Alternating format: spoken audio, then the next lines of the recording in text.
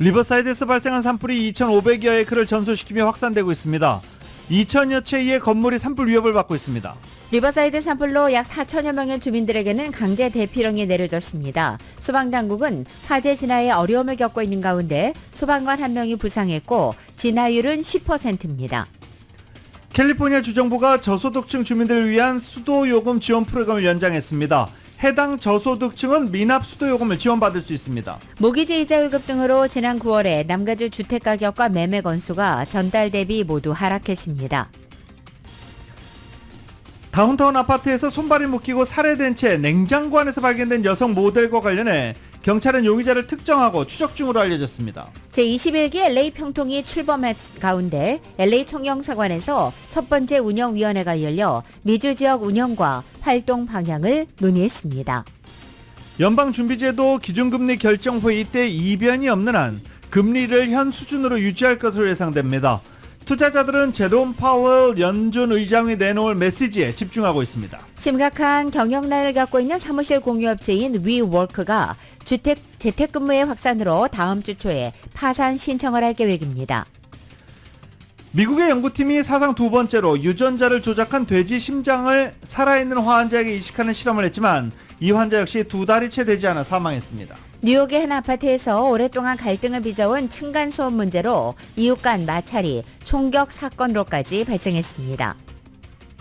테슬라 자율주행 보조 기능 오토파일럿 관련 사망 사고로 제기된 첫 민사소송에서 테슬라가 승소했습니다. 미국이 탄소 저감을 위해 추진하는 신재생에너지 전환 계획의 핵심으로 꼽히는 해상 풍력 발전 프로젝트가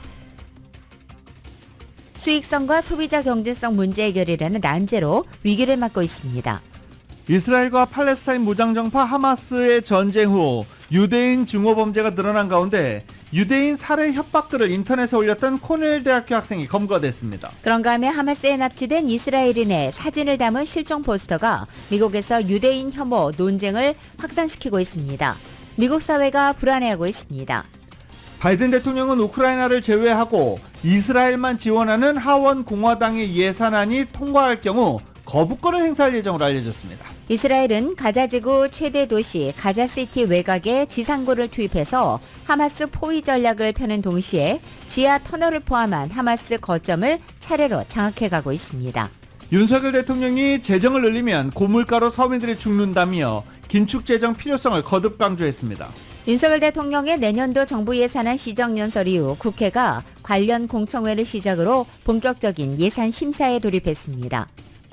월드시리즈 4차전에서 텍사스 레인저스가 난타전 끝에 애리조나 다이몬드백스를 11대 7로 꺾고 시리즈 전적 3승 1패를 기록하면서 사상 첫 우승에 1승만을 남겨놓게 됐습니다. 사우디아라비아가 2034년 월드컵 유치까지 사실상 성공했습니다. 지난해 중동에서 열린 카타르 대회와 마찬가지로 또 한 번 겨울 월드컵이 열리게 됐습니다. 오늘 뉴욕 증시는 오늘 예정된 연방공개시장위원회 정례회의 결과를 앞두고 금리 하락세에 상승 출발하고 있습니다. 원달러 환율은 1357.3원으로 마감했습니다. 남가주 오늘도 맑고 건조하겠습니다. LA 한인타운 낮 최고 기온은 86도로 예상됩니다. 이 시간 주요 뉴스는 하늘 위 호텔 세계 최대 항공기 아시아나항공 A380에서 차별화된 서비스를 만나보세요. 고국까지 편안하고 안전하게 모시는 아시아나항공 제공입니다.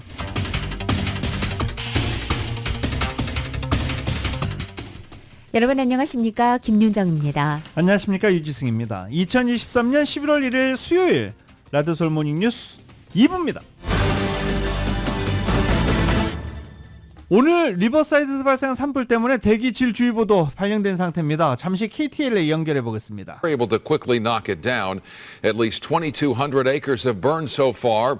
The fire is still burning out of control. Around 1,100 homes are under evacuation orders. 리버사이드에서 발생한 대규모 산불이 확산하면서 주민 약 4천여 명에게도 현재 대피령이 내려진 상태입니다. 리버사이드 카운티 소방국에 따르면 아구항과 목장 주변에서 화재가 발생해 어제 오후까지 2,487에이커를 전소시키고 진화율은 10%를 보이고 있습니다. 피해 지역 주변 1,100여 가구에 약 4,000명에게 대피령을 내렸습니다. 그리고 약 500여 가구에 1,700명에게는 대피 경고를 발령했습니다. 대피를 해도 되고 안 해도 된다라고 하는 그런 대피 경고지만 가급적이면 대피하라 라는 것이 권장되는 게 대피 경고입니다. 당국은 인근에 있는 고등학교를 임시 대피소로 마련한 상태고 인근 애니멀 쉘터를 동물 보호소로 현재 운영하고 있는 중입니다. 화재 원인은 현재 조사 중입니다. 지금 산타야나 강풍을 타고 빠르게 산불이 확산되고 있기 때문에 진화에 굉장히 어려움을 겪고 있습니다. 이 가을 요즘 시즌이죠. 지금 시즌 내륙에서 형성된 고기압이 태평양 연안 방향으로 흘러가면서 건조한 강풍이 불고 이는 종종 대규모 산불을 일으키기도 하는데 종종이 아니라 지금 거의 매년 산불을 일으키고 있습니다. 산타나 강풍은 계절성 돌풍으로 때로는 허리케인급 속도로 부는 데다가 국지적인 바람 방향을 예측하기가 어려워 악마의 바람이다 라고 불리기도 합니다. 올가을 들어 캘리포니아에서 발생한 산타나 강풍으로 인한 첫 번째 산불입니다. 오늘 강풍주의보 해제될 것으로 예상되고 있습니다. 현재 현장에는 2대의 비행기, 6대의 헬리콥터가 투입돼 진화 작업을 벌이고 있고 300여 명의 소방관도 지상에서 진화 작업을 함께하고 있습니다. 어제 저녁 웨스트 헐리우드에서는 할로윈 카니발 행사가 성대하게 열렸습니다. 코로나 팬데믹 이후 4년 만에 부활한 행사로서 그동안 기다렸던 수만 명이 할로윈 복장을 입고 전국에서 가장 큰 할로윈 행사였던 웨스트 헐리우드 카니발 행사가 열린 것입니다. 어제 늦은 밤까지 이어졌던 파티가 끝난 뒤에는 오늘 아침 현재 곳곳에서 청소 작업이 이루어지고 있습니다. 행사를 위해 폐쇄됐던 산타모니카 블루바드 선상의 라스에네가 블루바드와 도에니 드라이브 사이에는 오늘 새벽까지 청소차가 돌아다녔고 위생당국 직원들은 쓰레기를 줍고 이동시 화장실 등을 치우고 있습니다. 어제 트리클트릿 한 가정에서는 아직 사탕 집에 많이 남아있죠. 세상이 이렇게 됐습니다. 사탕 하나하나 일일이 확인해 봐야 할 것 같습니다. 자녀들이 할로윈데이에 받은 사탕과 젤리, 마약 성분이 들어간 것을 먹은 아이가 신고가 됐습니다. 알라메다 지역의 한 초등학교 학생이 마리화나 성분이 포함된 사탕을 먹었고 고통을 호소했습니다. 아이의 부모는 이 사탕에 마리화나가 포함됐다는 것을 알고 경찰에 신고했습니다. 사탕 포장지에 아예 마리화나가 포함되어 있다라고 적혀 있었는데 그걸 아이들 사탕 봉지에 넣어준 사람이 누군지 반드시 파악해야 합니다. 해당 사실이 알려지면서 학교에서는 학부모들에게 공문을 보냈고 최소 4명의 학생이 학교에서 받은 사탕에 마리화나 성분이 첨가됐는데 이것을 받고 먹은 것으로 확인이 된 겁니다. 경찰은 사탕이 학교 행사에서 유통된 경로 등을 조사하는 한편 아동과 학부모들에게 주의를 당부했습니다. 마리화나가 첨가된 캔디류는 유명 브랜드 사탕들과 유사하게 생겨서 구별이 힘들기 때문에 아이들이 먹기 전에 부모가 반드시 확인해야 한다라고 경찰은 당부했습니다. 특히 또 스키틀즈, 우펄스 같은 이 조그만 손톱보다도 작은 그런 캔디들의 경우 설탕 코팅만 하고 스키틀즈나 우퍼랑 똑같은 펜타닐이 유통되다 검거되는 사례도 있었기 때문에 부모들이 아이들이 사탕과 캔디를 먹기 전에 반드시 확인해야 한다라고 경찰은 당부합니다. 특히 캘리포니아에서는 마리화나가 합법화되면서 마리화나가 첨가된 캔디와 초콜릿이 흔하게 유통되고 있다라고 LA 경찰국은 경고하기도 했습니다. 부모들은 자녀가 받은 사탕과 젤리, 라벨과 포장을 잘 살피고 이전에 열렸던 흔적은 없는지, 밀봉은 잘 돼 있는지, 그리고 성분은 특별한 성분이 포함되어 있지 않는지, 그리고 이상한 냄새가 나지 않는지 미리미리 확인하라라고 강조하고 있습니다. 그런데 그렇게 일일이 사탕 하나하나 확인하기 쉽지 않지요. 세상이 참 어지러워졌습니다. 고금리가 지속되는 가운데 미국 주택가격 지표가 7개월 연속 상승세를 지속했습니다. 스탠다드 푸어스 다우존스 인덱스 발표에 따르면 8월 미국의 코어 로지 케이스 실러 주택가격 지수는 전월 대비 0.4% 올랐고 전년 동기 대비로는 2.6% 상승했습니다. 미국 주요 도시들의 평균 집값 추세를 측정하는 이 지수는 전월 대비 기준으로 작년 6월부터 2023년 1월까지 하락했다가 2월부터 현재 7개월째 상승세를 지속하고 있습니다. 가파른 금리 상승 탓에 과거 저금리 대출로 집을 샀던 주택 보유자들은 기존 집을 팔기를 꺼리면서 주택 공급이 크게 줄어든 영향을 받고 있습니다. 미국 국책담보대출업체인 프레드맥이 매주 집계하는 30년 고정금리 주택담보대출의 평균금리가 지난 26일 현재 연 7.79%로 상승세를 지속하며 연 8% 선을 바라보고 있습니다. 모기지 이자율 급등으로 지난 9월 남가주 주택가격 매매 건수 전달과 비교해 모두 하락했습니다. 이 소식은 정현호 기자가 보도합니다. 몰기지 이자율이 치솟으면서 9월 남가주의 주택 매매 건수가 바닥을 쳤습니다. 주택 매매율 부진으로 주택가격도 소폭 하락했습니다. 부동산 정보업체 코올로직이 31일 공개한 통계 자료에 따르면 지난 9월 남가주 주택 중간가는 72만 5천 달러를 기록했는데 이는 전달인 8월과 비교해서 1.4%가 하락한 수치입니다. 남가주 6개 카운티에서 지난 9월달 주택 중간가가 전달과 비교해서 오른 지역은 LA 카운티가 유일합니다. 9월달 남가주 주택 매매 건수는 13,051건으로 전달보다 17%가 하락했고 1년 전과 비교해서는 22.5%가 떨어졌습니다. 1988년 이래 9월달 주택 매매 건수로는 두 번째로 낮은 매매 건수입니다. 몰기지 이자율이 급등하면서 월 페이먼이 치솟아 바이어들로서는 주택 구입 조건이 악화되면서 주택 매매에도 상당한 부담으로 작용하면서 주택 가격을 소폭 끌어내린 것입니다. 지난달 남가주의 바이어들이 중간 가격의 주택을 구입하기 위해 부담해야 하는 월 페이먼은 3,936달러를 기록했습니다. 몰기지 이자율 급등으로 남가주 주택시장에서 바이어들의 구매력은 1년 전과 비교해서 8만 6천 달러 더 줄어들었습니다.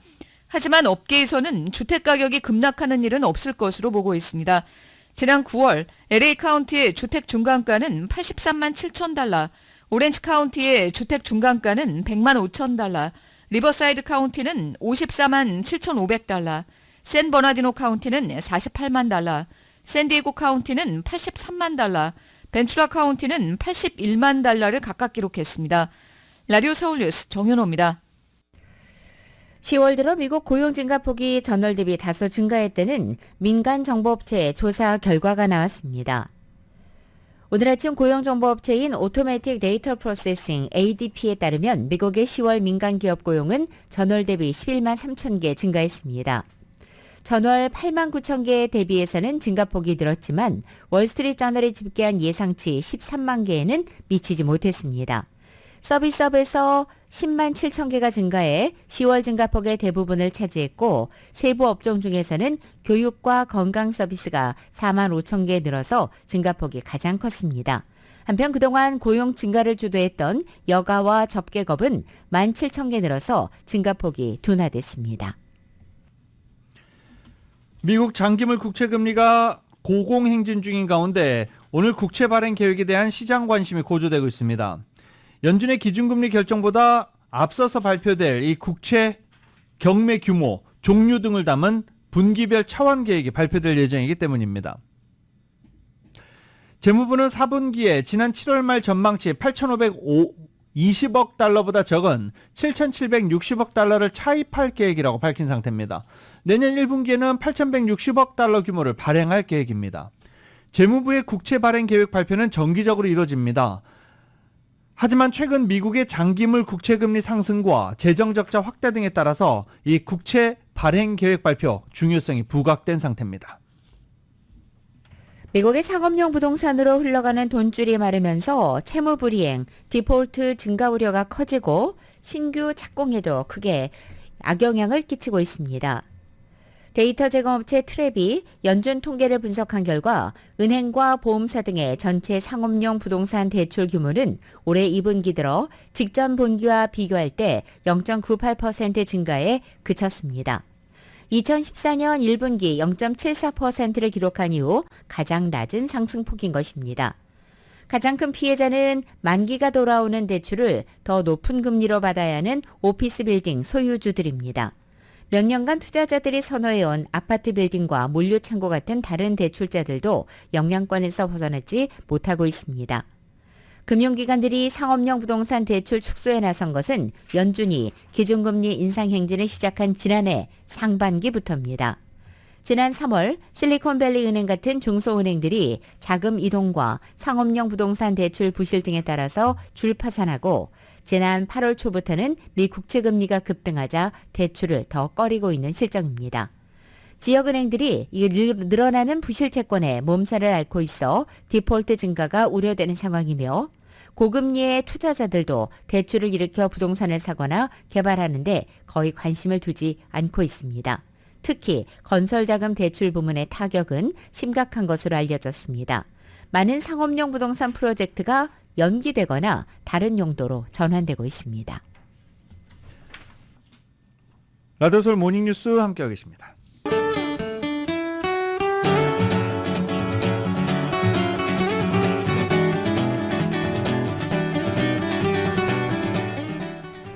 (11월 1일) 수요일 남가주의 날씨입니다. 11월의 첫날을 맞은 오늘도 남가주 지역 맑고 건조합니다. 강하게 불던 바람은 지역에 따라 잔잔해지고 있지만 산불 위험성은 여전히 높은 상태입니다.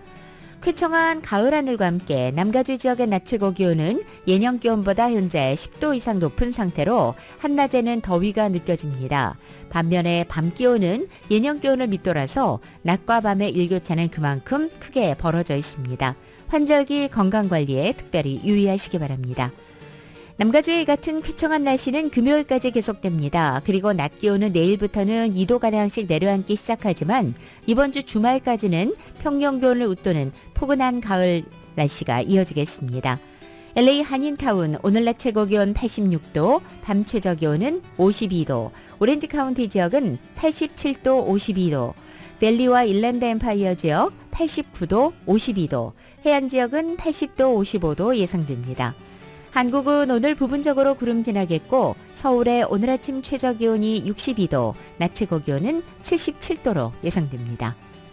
라디오 솔 모닝뉴스 2부 이 시간은 1250만 불 교통사고 최고 보상, 교통사고 전문 천재 변호사 리차드 호프만, 또 하나의 새로운 문이 열렸습니다. 한인은행 최초로 라스베가스에 진출한 오픈뱅크, 총 20억 달러의 승소, 크고 작은 교통사고와 상해 브라이언 타필라와 시질러, 한인타운의 중심 올림픽가에서 한인금융의 새로운 역사가 시작됩니다. 올림픽 지점을 새롭게 오픈하는 US 메트로뱅크 공동 제공입니다. 라디오솔 모닝뉴스 함께하고 계십니다. 상하수도 요금이 연체된 캘리포니아주 저소득층 주민들을 위한 지원 프로그램이 연장됐습니다. LA타임즈는 당초 올가을 종료 예정이었던 저소득 가구 수도요금 지원 프로그램이 연장돼 내년 3월 또는 기금이 소진될 때까지 계속 이용할 수 있게 됐다라고 LA타임즈는 보도했습니다. 캘리포니아주 지역사회개발부가 관리하는 이 저소득 주민들이 연체된 수도, 하수도 요금을 지불할 수 있도록 돕기 위한 이 지원은 2020년 12월 의회에서 승인됐습니다. 약 500만 달러의 기금으로 지난 2021년부터 시작된 이 프로그램을 통해 유자격자는 최대 15,000달러까지 지원받을 수 있습니다. 현재까지 200만 달러가 사용된 것으로 전해졌습니다. 300만 달러가 남아있기 때문에 이를 다 소진할 때까지 또 이 프로그램 연장된 것입니다. 이 프로그램은 저소득 세입자 중 총가구 소득이 캘리포니아주 중간소득의 60% 이하인 주택 소유자에게 제공됩니다. 4인 가구의 경우 월 소득이 5,192달러 미만이면 혜택을 볼 수 있습니다. LA 통합교육부 LAUSD가 인종학 수업을 필수 교과목으로 도입합니다. 따라서 현재 LAUSD 고등학생 1학년은 2027년 졸업 전까지 인종학 수업을 필수 과목으로 이수해야 하고 LAUSD에 따르면 인종학 수업은 한 학기 과정으로 구성될 예정입니다. 이번 결정은 학생들에게 한인을 비롯한 소수계 커뮤니티의 역사와 문화를 교육해서 다민족 그리고 다문화 사회 가치를 함양하기 위한 것으로 알려졌습니다. 특히 LAUSD들은 보다 다양한 민족 배경으로 구성된 학생들에게 뿌리 교육의 중요성을 강조했습니다. LAUSD 교육위원회의 제키 골드버그 위원장은 인종학 수업 의무화는 캘리포니아의 다양한 커뮤니티의 역사와 문화를 반영하고자 하는 노력이라면서 인종학 수업을 통해서 학생 개개인이 서로 다른 커뮤니티의 역사와 문화를 배우게 하고 또 다양한 배경을 가진 사람들이 미국 사회에 어떻게 기여해 왔는지 알게 될 것이라고 말했습니다. 이번 인종학 수업 의무화로서 한인 이민사 등도 포함될 가능성이 커졌습니다. 캘리포니아 남가주 고용시장이 신규 일자리가 증가하고 신규 실업 신청이 감소하는 등 전반적인 개선 트렌드를 이어가고 있습니다. 특히 관광업과 교육 부문이 회복되면서 고용 증대를 이끌고 있습니다. 캘리포니아주 고용개발국 EDD에 따르면 지난 9월 캘리포니아주 내 비농업 부문 일자리는 1,810만 9천 개로 전분기에 비해서 8,700개 신규 일자리가 창출됐습니다.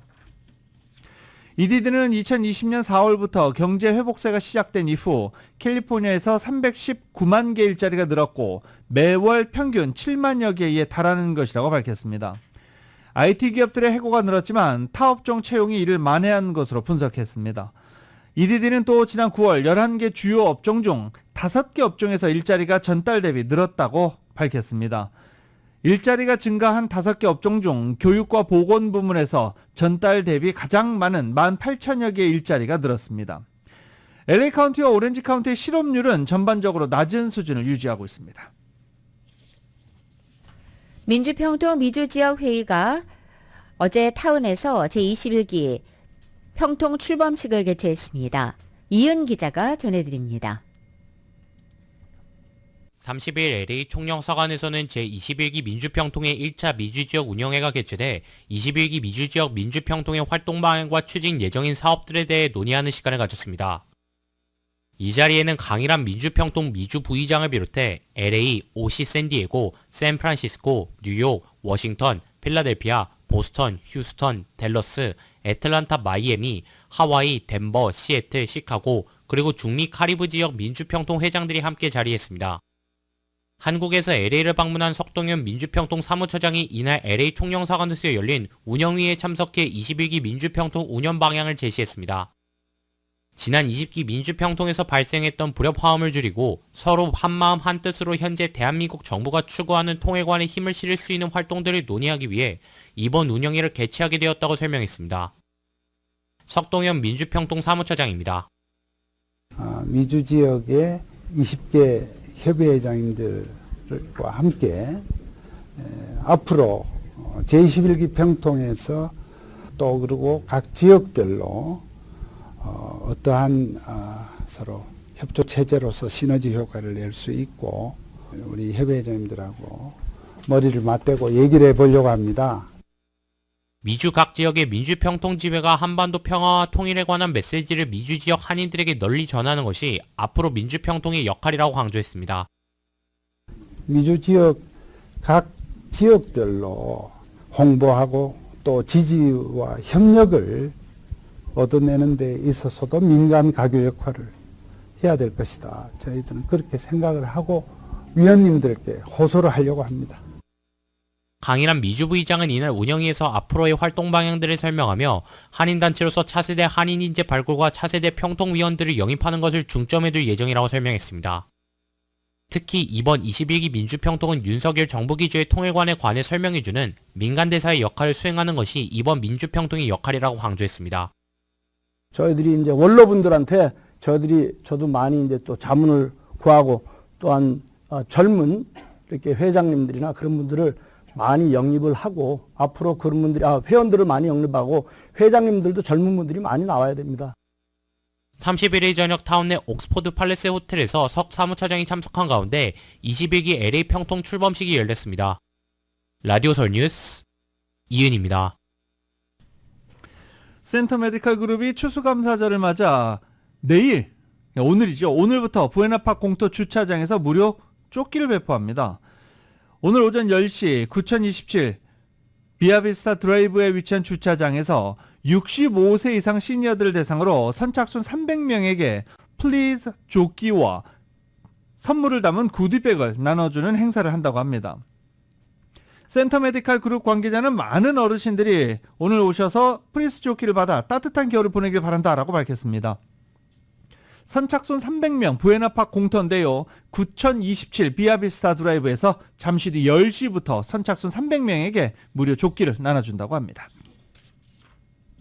한인들도 많이 거주하는 노스리지 지역에서 대낮에 은행 강도 사건이 발생했습니다. 권총으로 무정한 2인조 강도가 현금과 물품 등 $3만 달러어치를 강탈해 도주한 것입니다.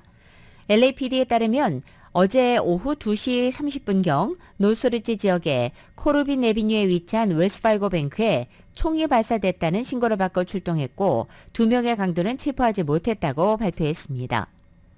다만 강도 행각이 은행 안에서 이루어졌는지 은행 밖에서 이루어졌는지는 명확하지 않은 상태입니다. 어제 강도 사건 이후 60세 남성 한 명이 현장에서 병원으로 이송돼 치료를 받았으며 목격자들의 진술을 토대로 경찰은 은행 강도 용의자들이 히스패닉계 남성으로 메세데스 벤츠 차량을 타고 도주했다고 밝혔습니다. 현재 범인들을 쫓고 있습니다. 허리케인으로 신음하는 멕시코 아카풀코의 한인단체들이 구호에 손길을 내밀고 있습니다. 멕시코 한인단체의 사랑의 손길이 허리케인 오티즈 영향으로 생활에 큰 어려움을 겪는 아카풀코 주민을 돕기 위해 구호품을 모으고 있는 중입니다. 사랑의 손길 강덕수 회장은 천재지변을 당한 사람을 돕는 것은 인지상정이라며 멕시코의 삶에 기반을 둔 한인 동포뿐 아니라 모든 사람들 덕분에 살아갈 수 있기 때문에 앞다투어 도움의 손길을 내밀고 있는 중이다라고 말했습니다. 물품이 모이는 대로 바로 현장에 보내주겠다라고 사랑의 손길 측은 밝혔습니다. 콜로라도주의 산꼭대기에 위치한 한 놀이공원에서 대규모 총기 난사 사건이 일어날 뻔한 아찔한 일이 벌어졌습니다. 어제 콜로라도 가필드 카운티 보안관실에 따르면 지난 28일 오전 놀이공원 글렌우드 케이번스 어드벤처 파크의 여자 화장실에서 한 젊은 남성이 숨진 채 발견됐습니다. 남성은 검은색 전투복에 방탄복과 방탄 헬멧을 착용하고 있었고 반자동 소총과 반자동 권총으로 중무장하고 있었습니다.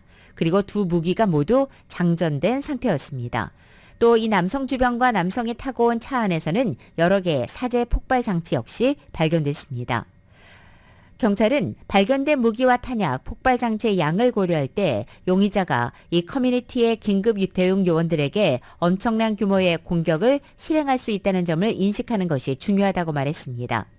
이 남성이 발견된 화장실 벽에는 나는 살인자가 아니다. 나는 단지 동굴에 들어가고 싶었을 뿐이다. 라는 글이 적혀 있기도 했습니다. 당국은 이 글을 남성이 썼는지 여부는 아직 확인하지 못했다고 전했습니다. 가필드 카운티 검시관실은 이 남성이 20살로 콜로라도주 카본데일에 거주하는 디에고 바라스 메디나로 확인했다고 밝혔습니다. 검시관실은 현장 조사와 부검의 결과를 토대로 메디나가 머리에 총상을 입고 숨졌고 자살을 한 것으로 결론지었습니다. 층간소음 하면 뭐 또 한국의 층간소음 뉴스가 너무 많이 나와서 층간소음에 대해서 많이들 알고 계시죠. 그런데 사실 생각해보면 층간소음은 미국만한 데가 없어요. 미국 나무로 집을 짓기 때문에 층간소음 없을래야 없을 수가 없습니다. 그런데 결국 미국에서도 터질 게 터졌습니다. 뉴욕에서 층간소음을 둘러싼 이웃 간 마찰이 총격 살인사건으로 이어졌습니다. 뉴욕시경은 뉴욕 브루클린 지구 이스트 플랫푸시의 한 아파트에서 부자 살인사건을 아버지와 아들의 살해사건을 수사하고 있다며 층간소음으로 오랜 갈등을 빚어온 아래층 거주자가 홧김에 범행을 저지른 것으로 보인다고 밝혔습니다. 경찰은 피해자 신원을 아버지 47살 메서린, 아들 27살의 차인와이라고 공개했습니다. 가해자의 신원은 제이슨 파스로 확인됐습니다. 뉴욕 포스트가 입수해 공개한 동영상에는 외투를 입은 파스가 아파트 4층 통로에서 메서린의 아내 마리 데릴과 언쟁을 벌이고 있을 때 모두가 나와 이를 지켜보고 있어서 메서린이 집안에서 가위를 들고 달려나와 파스를 위협합니다. 데릴이 메서린을 말려보려 했지만 물러서지 않았고 파스는 위협을 받으면서도 언쟁을 계속하다 외투 속에서 권총을 꺼내 몸을 돌려 집으로 향하는 메서린을 향해 발사했습니다. 총에 맞고 바닥에 쓰러지자 파스는 모두에게도 총을 겨눴고 두 사람을 번갈아 쏜 뒤 도주했습니다. 경찰은 아직 용의자를 찾지 못한 상태입니다. 용의자는 낮에는 스쿨버스 운전기사로 밤에는 우버기사로 일했으며 재혼한 아내와의 사이에 4자녀가 있는 것으로 알려졌습니다. 테슬라의 자율주행 보조 기능인 오토파일럿 관련해 사망사고로 제기된 첫 번째 민사소송에서 테슬라가 승소했습니다. 어제 리버사이드 카운티 법원에서 열린 재판에서 12명으로 구성된 배심원단은 테슬라 차량에 제조상 결함이 없는 것으로 판단했다면서 테슬라에 사고 배상 책임이 없다고 평결한 것입니다. 이 소송은 2019년 테슬라 모델 3를 타고 가다가 사고를 당한 사람들이 테슬라에 4억 달러를 배상해달라며 제기한 소송입니다. 언론은 이번 판결이 오토파일럿 작동 중 사망사고에 대한 첫 번째 판단이어서 이후에 이와 비슷한 다른 소송에도 영향을 줄 것으로 보고 있습니다. 깍두기 좋아하십니까? 네. 혹은 소고기 무국. 제주산 겨울무가 온다고 해서 갑자기 생각이 났습니다. 네. 제주산 겨울무 수급 안정을 위해서 제주도가 무를 조기 수출한다고 합니다. 이번 겨울무는 제주항에서 선적돼 부산항으로 옮겨진 뒤 국제 화물선에 실려서 LA로 온다고 합니다. 농협 측은 미국과 캐나다 등지로 올해 총 1,500톤의 제주산 겨울무를 수출할 계획이라고 밝혔습니다. 곧 또 마켓에 가면 제주산 무라는 편말을 볼 수 있을 것 같습니다. 라디오솔 모닝뉴스 함께하고 계십니다. 미국의 영아 사망률이 20년 만에 상승세로 전환했습니다. 이유가 뭘까요? 마약입니다. 마약. 네.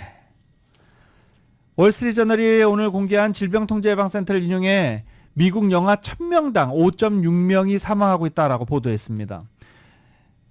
인종별로는 흑인이 영아 1000명당 10.86명으로 가장 많았고 원주민들도 영아 1000명 중 9.06명이 사망해 사망률이 여전히 높은 것으로 나타났습니다. 백인은 영아 1000명당 4.52명, 아시아계는 1000명당 3.5명이었습니다.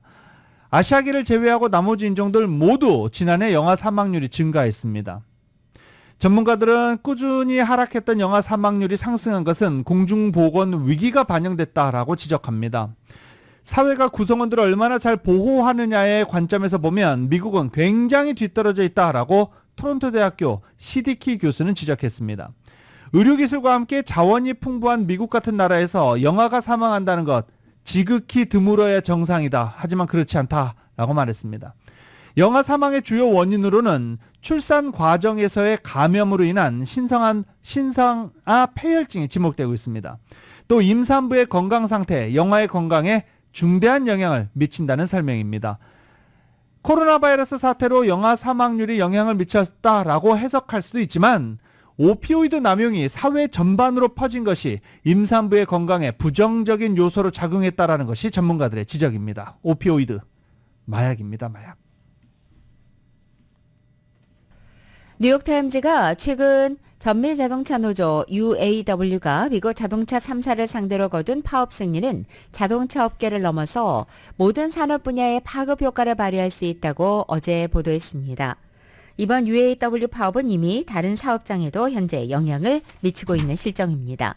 미국 상공회의에서는 최근 보고서에서 대담한 노동운동이 파업 활동을 증가시키고 자동차 제조업과 기타 산업에 의존하는 경제 생태계에 해를 끼쳐서 수많은 지역기업과 지역사회에 부수적인 피해를 주고 있다고 우려를 제기하기도 했습니다. UAW의 파업 전략은 특히 다른 노조에 영향을 줄 수 있는 것으로 보입니다. UAW는 이번에 모든 직원이 한꺼번에 파업을 하는 대신에 빅3의 주요 공장 한 곳에서 소규모로 파업을 시작한 다음 추가 압력을 가하기 위해 파업을 점차 확대했습니다. 사측이 생산적으로 교섭에 임하고 있다고 판단되면 파업을 확대하지 않았지만 시간을 끌고 있다고 판단되면 주요 공장으로 파업을 확대해서 회사가 적극적인 협상에 임하도록 만든 것입니다. 미국이 탄소 저감을 위해 추진하는 신재생에너지 전환 계획의 핵심 해상 풍력 발전 프로젝트가 위기를 겪고 있습니다. 태평양과 대서양 연안에 건설하는 해상 풍력 발전 프로젝트 중 상당수가 운영사의 수익성과 소비자의 경제성 문제 해결이라는 난제에 부딪혔기 때문입니다. 신생에너지 기업 에이번그리드는 매사추세츠와 코네티컷주와 각각 맺은 수억 달러 규모의 해상 풍력 발전 건설 계획을 파기했습니다. 치솟은 건설 비용 탓에 당초 계약 내용대로 전기를 공급할 경우 적자를 면치 못한다는 판단 때문입니다. 요새 인건비 올라도 너무 올랐죠. 네, 이런 것들도 타격을 받고 있습니다. 세계 반도체 산업에 거품이 생겼다가 사라지면서 재고 역시 소진돼 서서히 회복세를 보이고 있다고 월스트리트저널이 오늘 아침 보도했습니다. 월스트리트저널에 따르면 최근 몇 주 사이 인텔과 대만의 TSMC 그리고 한국의 삼성전자 등은 장기 침체에 빠져있던 반도체 산업에 대해서 이제 최악의 상황은 끝났다라는 자신감을 표명했다는 것입니다. 세계 최대 메모리 반도체 제조업체인 삼성전자가 어제 3분기 실적을 발표해 순이익이 전년 동기 대비 38% 감소했지만 고객사의 재고 수준이 정상 상태로 돌아가고 있고 감산으로 인해 공급 과잉이 완화됐다고 밝힌 것입니다. 삼성전자는 인공지능 AI와 새로운 개인용 컴퓨터, 스마트폰 등과 관련된 수요 증가를 향후 긍정적인 요인으로 꼽기도 했습니다. 이 반도체 시장의 상황은 인플레이션과 우크라이나 전쟁, 또 이스라엘과 하마스 간 전쟁 등에도 불구하고 세계 경제가 어느 정도 회복세를 보이고 있음을 시사하고 있습니다. 반도체는 PC와 스마트폰, 데이터 센터와 자동차에 이르기까지 아주 다양한 제품에 사용되기 때문에 종종 경기의 바로미터로 꼽히고 있습니다. 이 같은 경기 회복은 이른바 반도체법에 따라서 미국 내 반도체 제조를 촉진하기 위해 약 530억 달러를 지출하고 있는 미국 정부에도 도움이 된다고 월스트리트저널은 평가했습니다. 이 USC 인근에 보면 캘리포니아 사이언스 센터가 있습니다. 거기 또 LAFC 홈구장도 거기 있죠. 그 사이언스 센터에 엔데버호가 전시되어 있습니다. 이 엔데버호가 이 플로리다에서 LA로 올 때, 캘리포니아 사이언스 센터로 올 때 정말 많은 사람들이 하늘을 쳐다봤죠. 비행기가 엔데버를 업고 왔기 때문입니다. 비행기 위에 엔데버를 업고 LA로 오는 모습 정말 장관이었습니다. LAX에 도착해서 사이언스 센터까지 이동을 했고 그 이동하는 내내 또 많은 사람들이 거리에 나와서 이동하는 모습을 지켜보기도 했습니다. 지금 현재 캘리포니아 사이언스 센터에 엔데버가 전시되어 있는데요. 비행기처럼 이렇게 누워 있습니다. 그런데 이 엔데버가 우주로 발사할 때 세워지잖아요. 수직으로 세워집니다. 하늘을 향해서. 그렇게 전시하기 위해서 현재 캘리포니아 사이언스 센터가 작업 중입니다. KBS가 보도합니다. 도로를 가득 채운 환영 인파 속에 경찰의 호위까지 받으며 거대한 원통 기둥 한 쌍이 서서 이동합니다. 수많은 이들이 지켜보고 있는 이 원통 기둥, 정체가 과연 뭘까요? 이것은 바로 미 항공우주국 나사가 마지막으로 제작한 우주왕복선 엔데버의 발사 추진체입니다. 엔데버는 2011년에 퇴역한 우주왕복선인데요. 20여 년 동안 우주를 25차례나 왕복한 기록을 보유하고 있습니다. 현재는 로스앤젤레스에 있는 캘리포니아 과학센터에서 연구 전시 중인데요. 최근 센터 측이 발사 직전 모습 그대로 엔데버를 복원하기로 결정했습니다. 이에 따라 길이 35m, 무게만 47톤에 육박하는 추진체 2개를 모하비 사막에서 로스앤젤레스까지 운반하는 대규모 프로젝트가 시작된 겁니다. 센터 측은 실제 발사 자세처럼 수직으로 전시되는 우주선은 엔데버가 처음일 것이라며 내년 초부터 크레인을 동원한 수직 조립 작업이 진행될 것이라고 밝혔습니다. 이 과정이 순조롭게 진행이 된다면 앞으로 관람객들은 60m 높이의 완전한 우주 왕복선을 여러 위치와 각도에서 감상할 수 있게 될 거라고 설명했습니다. 심각한 경영난을 겪고 있는 사무실 공유업체 위워크가 다음 주 초 파산 신청을 할 계획이라고 월스트리트저널이 어제 보도했습니다. 위워크는 스타트업이 붐을 이루던 시기에 성공한 기업 중 하나로서 기업 가치가 470억 달러에 달했지만 코로나 사태를 계기로 해서 재택근무가 확산되며 임대 사무 공간에 대한 수요가 감소해 경영난에 빠졌습니다. 위워크는 어제 공개한 자료에서 채권자들과 재무구조 개선에 대해 논의해왔고 보유 부동산을 합리적으로 처리하기 위한 조치를 취하고 있다고 밝혔습니다. 다음 소식입니다. 요아트 갈란트 이스라엘 국방부 장관이 하마스 소탕을 위한 이스라엘군의 가자지구 지상작전에서 중요한 성과를 이뤄냈다라고 평가했습니다. 갈란트 장관은 가자지구 분리장벽 인근 부대를 방문해 단호하고 결정적인 우리 군의 작전에 감명받았다며 지상군과 공군 간의 강력한 협동작전에 의한 것이라고 평가했습니다. 갈란트 장관은 지상전이 이어지는 가운데 작전을 이끄는 지휘관이 가자지구 최대 도시 가자시티 진입을 눈앞에 두고 있다라고 방금 전 밝히기도 했습니다. 이스라엘군 162 사단장 이치코 코엔 준장은 가자지구 인근에서 한 기자회견에서 닷새 전 하마스를 끝장내라는 명령을 받고 출동했고 지금 우리는 가자시티 입구에 있습니다 라고 방금 전 말했습니다. 이 전쟁은 우리가 아니라 하마스가 선택한 전쟁이라며 지난 닷새간 하마스 전력 중 상당 부분을 파괴했고 주요 전략시설과 폭탄, 지하터널들을 공격했다라고 설명했습니다. 이스라엘군은 그동안 지상전에 투입된 병력의 정확한 위치를 공개하지 않았었는데 방금 전 기자회견을 통해서 아예 공개를 해버렸습니다. 우리 가자시티 앞에 있다, 들어갑니다 라고 공개 선언한 셈이 됐습니다. 민간인들 희생이 걷잡을 수 없이 늘면서 미국은 휴전에는 반대를 해도 인도적 지원을 위해서는 교전을 잠시 멈출 필요가 있다는 입장을 밝혔습니다. 연방의회에서는 민간인 지원 예산안을 검토하기 시작했습니다. KBS의 보도입니다. 전쟁을 멈추는 건 하마스만 이롭게 할 거란 입장을 밝혀온 미국. 최근엔 일시적 교전 중단을 검토할 때라며 민간인 보호를 강조하고 있습니다.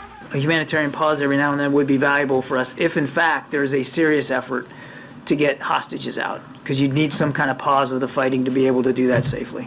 가자 지구에 구호품을 전달하고 피난민 대피, 인질 구출 시간을 갖기 위한 건데 악화된 국제 여론을 의식한 행보입니다. 오는 3일 10여일 만에 다시 이스라엘을 방문하는 블링컨 국무장관도 일시적 교전 중단 가능성을 이스라엘과 논의할 걸로 보입니다. 이스라엘이 호응할지가 관건인데 이스라엘은 여전히 교전은 필요하다. 다만 민간인 피해는 최소화하고 있다는 말만 되풀이하고 있습니다. 이런 가운데 미국 의회에서는 이스라엘 지원은 물론 팔레스타인 민간인, 우크라이나에 대한 지원액까지 모두 묶어 정부가 낸 예산안 심의가 시작됐습니다. 이스라엘 지원을 위한 예산만 통과시키겠다는 야당인 공화당 일각의 움직임에 대해 바이든 대통령은 그러면 거부권을 행사하겠다는 방침을 세운 걸로 전해졌습니다. If we start to peel off pieces of this package, they'll see that, they'll understand that we are playing whack-a-mole while they cooperate increasingly and pose an ever greater threat to our security. 예산안 청문회장에선 방청객 20여 명이 붉게 칠한 손을 들고 당장 휴전하라며 시위를 벌였습니다. The American people don't want to support this brutal war. Stop the war.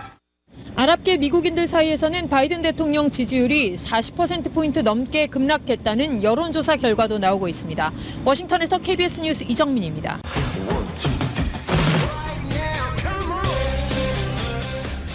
라디오솔 모닝뉴스 스포츠 소식입니다. 스포츠 소식은 전문가가 추천하는 이민법과 가정법 전문 재인정 종합법률사무소 제공입니다. 이제 어쩌면 월드 시즌은 오늘 끝날지도 모르겠습니다. 어제 텍사스 레인저스가 애리조나 다이몬드백스와의 월드 시리즈 4차전에서 11대 7로 승리를 거두고 시리즈 전적 3승 1패로 앞서 나갔기 때문입니다. 오늘 오후 5시 5차전이 펼쳐지는데 오늘 경기에서 텍사스가 승리하면 사상 첫 월드시리즈 우승팀이 됩니다. 텍사스 외 몇몇 팀들이 아직 월드시리즈 우승 못해본 팀들이 좀 있죠. 샌디에고도 그중에 하나 팀입니다. 만약에 오늘 애리조나가 승리를 하게 된다면 내일 하루 쉬고 금요일 날부터 다시 장소를 텍사스로 옮겨서 6차전, 7차전이 치러집니다. 최근 국제 스포츠계 큰 손으로 부상한 사우디아라비아가 2034년 월드컵 유치까지 사실상 성공했습니다. 지난해 중동에서 열렸던 카타르 대회와 마찬가지로 또 한 번 겨울 월드컵이 열리게 됐습니다. KBS의 보도입니다.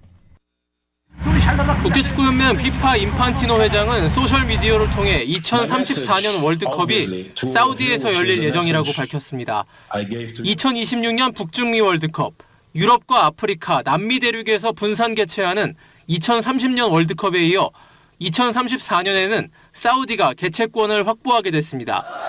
유치 경쟁국이었던 호주와 인도네시아가 포기하면서 사실상 결정된 것입니다. 아시아에서는 한일 월드컵과 지난해 카타르 월드컵에 이어 세 번째 유치입니다. Well, hosting a World Cup in Saudi Arabia would mean everything to us. We are a football nation, and this is what dreams are made of for all the generations. 카타르 월드컵 이후 12년 만에 다시 무더운 중동 국가에서 열려 또다시 겨울 월드컵이 될 전망입니다. 세계 최대 석유 수출국인 사우디는 그동안 자국 프로축구 리그에 호날두와 네이마르 등 세계적인 스타들을 불러 모았습니다. 골프와 포뮬러1 등 국제 이벤트들을 거대 자본을 동원해 개최하는 등 스포츠에 엄청난 투자를 했고 결국 월드컵 유치까지 성사시켰습니다. 그러나 국제인권단체 등은 자국의 인권과 언론 탄압 등의 사회 문제를 가리기 위한 행위라며 사우디를 비판하고 있습니다. KBS 뉴스 김기범입니다.